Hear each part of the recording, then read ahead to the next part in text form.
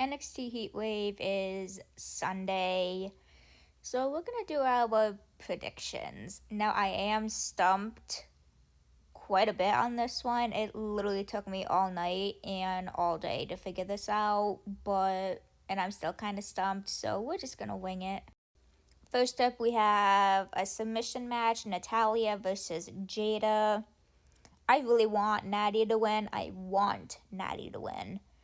But I don't know, Jada's been throwing kind of some shade at Natty lately, so I don't know. I mean, most of these matches could go either way, so it's kind of hard for me to choose. But and I want Natty, but I have a feeling it's gonna be Jada. Miles Bourne is pulling double duty, so I honestly do think one of those is leaving him. So I do think Miles Bourne versus Jackson Drake, as much as I don't want it to happen, I do think Jackson will be the new North American champion. As much as I don't want it to happen, but I don't know. I just feel like one of them is going. And then I'll just skip right over to this one so we can continue talking about that one a little bit more. Miles Bourne and Tavion Heights versus The Vanity Project.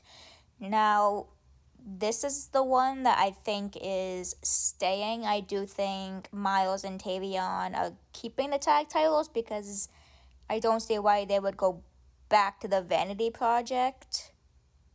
There would have been no point in having Miles and Tavion be champions in the first place. So that's why I do think the NXT North American Championship is changing because of this match right here. This is one I'm really stumped on. Zarya versus Callie Armstrong versus Ren Sinclair in a triple threat unification match. Now, the triple threat was just made happen yesterday when Callie defeated Zarya. So, I love Zarya and Ren, and Callie has been doing so good, but I don't know if it's Callie's time right now.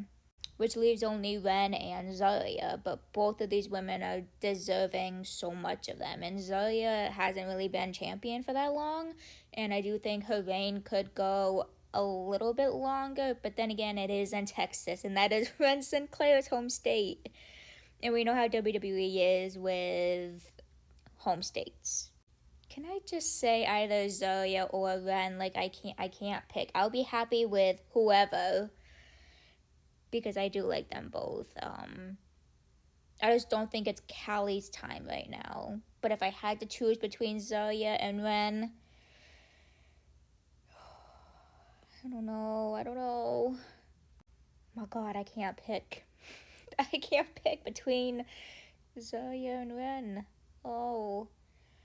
Both of them are so deserving. I would just be happy with either of them. I gotta say, because it is in Texas, I gotta go Ren. I can't.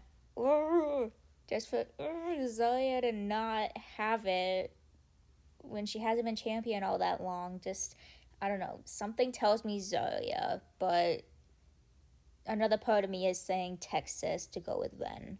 Can I just leave this one as undecided or happy as both?